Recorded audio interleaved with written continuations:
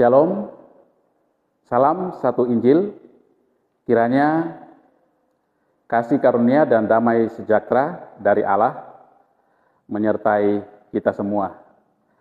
Teman-teman satu Injil yang diberkati, pada kesempatan kali ini saya bawakan pelajaran tentang kuasa hukum Taurat itu terbatas.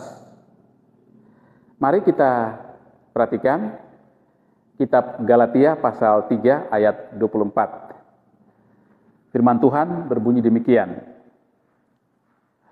Jadi, hukum Taurat adalah penuntun bagi kita sampai Kristus datang, supaya kita dibenarkan karena iman. Untuk memahami bahwa kuasa hukum Taurat itu terbatas, pertama, kita perlu mengetahui apakah isi dari perjanjian Gunung Sinai itu. Mari kita melihat bahwa dengan siapakah Allah membuat perjanjian di Gunung Sinai. Dalam Keluaran pasal 34 ayat 27 dikatakan, "Berfirmanlah Tuhan kepada Musa, tuliskanlah segala firman ini, sebab berdasarkan firman ini telah kuadakan perjanjian dengan engkau dan dengan Israel." Allah membuat perjanjian ini dengan Musa dan bangsa Israel. Dengan kata lain, Allah membuat kontrak dengan Musa dan bangsa Israel. Perjanjian ini sifatnya mengikat pihak kedua untuk menjalankan maksud dari pihak pertama dalam kurung waktu yang ditentukan oleh Allah, kira-kira 1500 tahun. Hukum Taurat dimulai dari Gunung Sinai sampai Yesus Kristus disalibkan. Melihat fakta-fakta dalam Alkitab yang mana perjanjian itu mengikat bangsa Israel yang dimulai dari kitab Keluaran pasal 20 sampai dengan kitab Injil Yohanes pasal 19 ayat 30 yang diakhiri dengan perkataan Yesus Kristus di atas kayu salib, sudah selesai. Isi dari perjanjian antara Allah dengan Musa dan bangsa Israel adalah 10 hukum yang dituliskan di atas loh batu dan ditambah dengan peraturan-peraturan tambahan lainnya yang tidak dituliskan di atas loh batu. Semua ini disebut oleh bangsa Israel sebagai hukum Taurat. Jadi, apakah isi dari hukum Taurat itu? Isi dari hukum Taurat itu adalah 10 hukum yang terdapat dalam kitab Keluaran pasal 20 ayat 3 sampai dengan ayat 17. Ditambah dengan peraturan-peraturan tambahan yang tidak tertulis pada loh batu. Contohnya seperti perpuluhan, hari raya roti tidak beragi, hari raya pondok daun, hari raya Paskah, dan lain-lain. Kesemuanya berjumlah 613. Peraturan-peraturan ini dapat dikatakan sebagai hukum Taurat. Kepada siapakah hukum perjanjian lama atau hukum Taurat itu diberikan? Hukum Taurat diberikan khusus untuk orang Israel saja. Berikut kita akan memperhatikan apakah kekuatan atau kuasa dari hukum Taurat masih mengikat kita sampai saat ini. Dalam sistem perjanjian lama, kita hanya mengenal dua bangsa, yaitu bangsa Yahudi atau Israel dan bangsa bukan Yahudi atau bangsa yang hidup di luar dari hukum Taurat. Dengan pengertian bahwa Allah hanya membuat perjanjian dengan Musa dan bangsa Israel.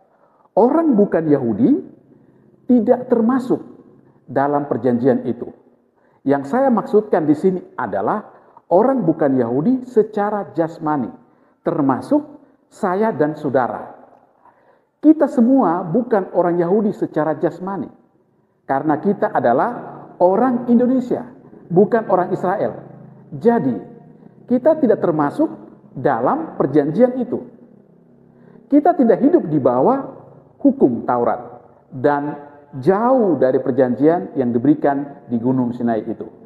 Dalam surat kiriman Rasul Paulus kepada jemaat di Efesus, Rasul Paulus berkata bahwa karena itu ingatlah, dahulu kamu sebagai orang-orang bukan Yahudi menurut daging, yang disebut orang-orang yang tak bersunat oleh mereka yang menamakan dirinya bersunat, yaitu sunat lahiriah yang dikerjakan oleh tangan manusia, bahwa waktu itu kamu tanpa Kristus, tidak termasuk kewarganegaraan Israel, dan tidak mendapat bagian dalam ketentuan-ketentuan yang dijanjikan, tanpa pengharapan dan tanpa Allah dalam dunia ini.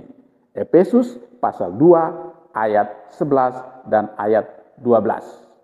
Apa yang akan terjadi dengan kita, orang bukan Yahudi, jikalau kekuatan atau kuasa hukum Taurat itu masih berlaku atau masih mengikat? Artinya orang bukan Yahudi, atau dengan arti yang terang di sini saya katakan bahwa saudara dan saya yang adalah orang Indonesia hidup tanpa Kristus, bukan warga Israel, asing kepada hukum perjanjian, tanpa pengharapan dan tanpa Allah. Dapat dipastikan bahwa jika kuasa hukum Taurat masih berlaku sampai saat ini, kita yang bukan orang Israel secara jasmani tidak mendapatkan janji keselamatan, karena kita tidak termasuk dalam perjanjian dengan Musa dan bangsa Israel. Dalam Efesus pasal 2 ayat 13-16 dituliskan bahwa perjanjian atau hukum Taurat yang diberikan di Gunung Sinai itu menjadi sebuah tembok yang memisahkan antara orang Yahudi dengan orang bukan Yahudi. Jadi, hukum Taurat menjadi tembok antara kita dengan orang Yahudi. Tetapi sekarang di dalam Kristus Yesus, kamu yang dahulu jauh sudah menjadi dekat oleh darah Kristus, karena dialah damai sejahtera kita, yang telah mempersatukan kedua pihak dan yang telah merobohkan tembok pemisah, yaitu perseteruan. Sebab dengan matinya sebagai manusia, ia telah membatalkan hukum Taurat dengan segala perintah dan ketentuannya, untuk menciptakan keduanya menjadi satu manusia baru di dalam dirinya, dan untuk memperdamaikan keduanya di dalam satu tubuh dengan Allah oleh salib, dengan melenyapkan perseteruan pada salib itu. Ia datang memberitakan damai sejahtera kepada kamu yang jauh dan damai sejahtera kepada mereka yang dekat. Karena oleh Dia, kita, kedua pihak dalam satu roh, beroleh jalan masuk kepada Bapa. Demikian orang-orang kudus dan anggota-anggota keluarga Allah yang dibangun di atas dasar para rasul dan para nabi, dengan Kristus Yesus sebagai batu penjuru. Di dalam Dia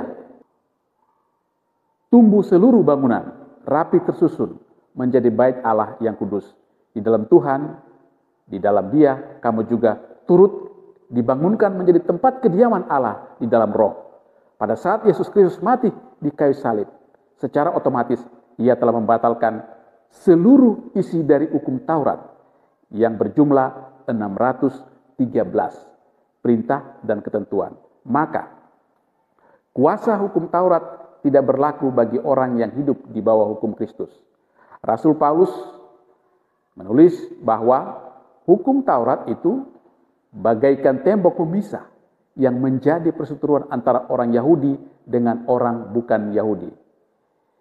Kita yang dahulu jauh dari hukum perjanjian yang dibuat di Gunung Sinai sudah menjadi dekat oleh karena darah Kristus. Dan di dalam Kristus tidak ada perbedaan antara orang Yahudi dan orang bukan Yahudi. Semuanya telah dipersatukan dalam satu hukum, yaitu hukum Kristus. Pada saat ini, orang Yahudi atau orang bukan Yahudi, jikalau mau masuk ke surga, harus tunduk dan melakukan hukum Kristus agar ia mendapatkan jaminan keselamatan. Demikianlah pelajaran yang saya sampaikan pada kesempatan ini untuk menolong kita memahami firman Tuhan. Tuhan Yesus memberkati kita semua.